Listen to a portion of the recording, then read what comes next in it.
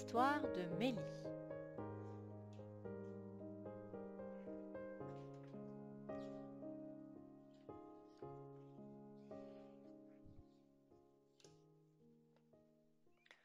Dans une ruche bourdonnante et obscure, à l'orée de la forêt, vit une petite abeille. Elle s'appelle Mélie. Elle est toute jeune encore, et elle n'est jamais sortie de la ruche. « Il n'est pas encore temps, Mélie, lui dit la reine qui est la maman de toutes les abeilles. Tu dois encore grandir, encore apprendre, mais le jour viendra où tu seras prête, et alors tu t'envoleras. Maintenant, retourne près de tes sœurs. » Mélie se remet au travail. Il y a tant à faire dans une ruche.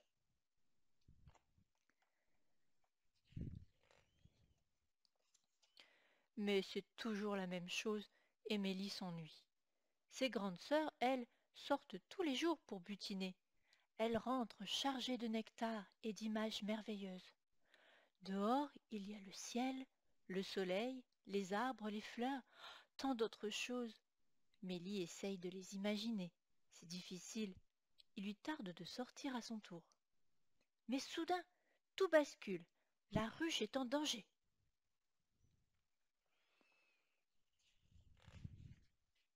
C'est un ours qui attaque. Comme un nuage furieux, Mélie et ses sœurs se précipitent sur lui. L'ours lance des coups de patte pour chasser les abeilles. Mais il y en a trop, alors il s'enfuit en poussant de petits cris plaintifs.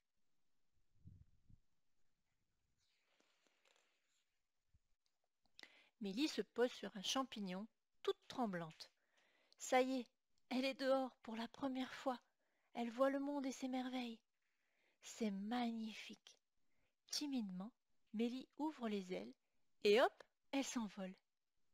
Voici des fleurs et oh, des papillons! Mélie se pose près de l'un d'eux et boit un peu de nectar. C'est bon, hein? Dit le papillon. Mais il y a encore mieux. Hier, dans la vallée, j'ai goûté des fleurs géantes. Si j'étais toi, j'irais voir jusque-là.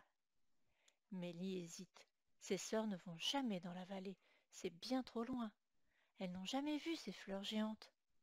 Comme Mélie serait fière de ramener à la ruche un peu de leur nectar.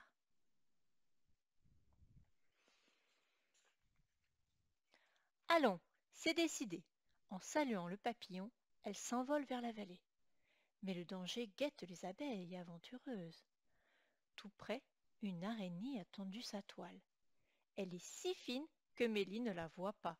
La voilà prise au piège.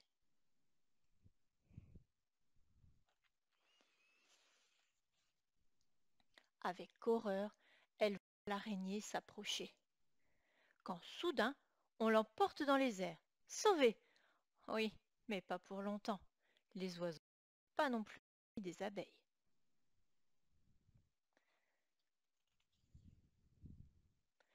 Petit, petit, glousse la maman oiseau en donnant la béquille à ses oisillons.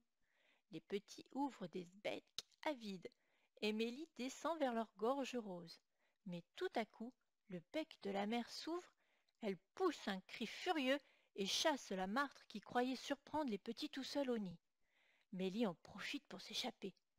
Ouf, merci la martre.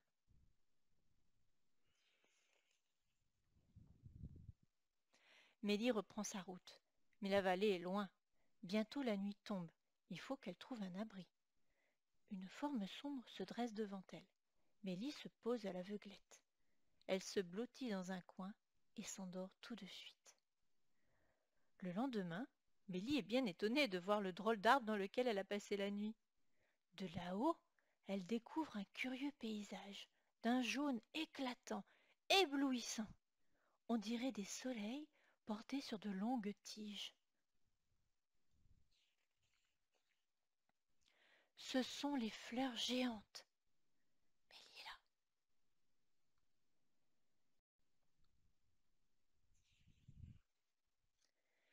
Le papillon avait raison. Quel paradis pour les abeilles! Mélie prend un bon petit déjeuner. Puis, lourdement chargée de pollen odorant et de nectar sucré, elle reprend le chemin de la ruche.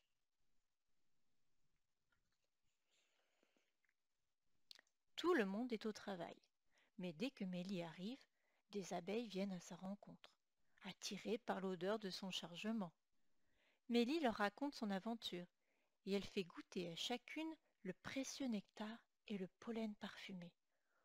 Où sont ces fleurs merveilleuses? Demandent les abeilles.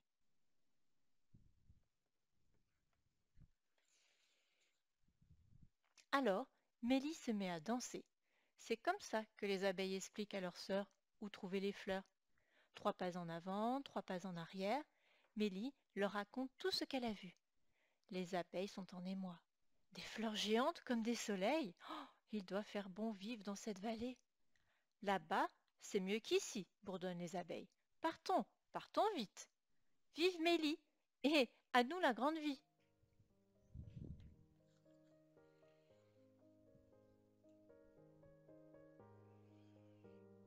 Voilà, c'était Mélie.